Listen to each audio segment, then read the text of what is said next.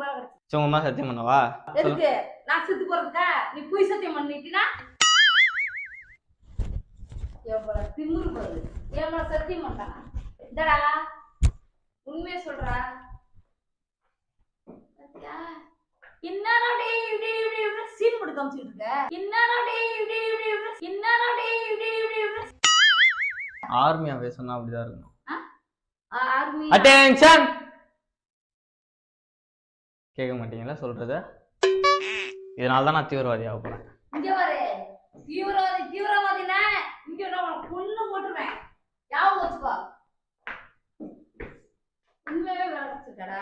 போய் பேசு. ஆமாம்மா நீங்க தூங்குங்க, நான் காலைல வந்து பார்க்குறேன் உங்களை.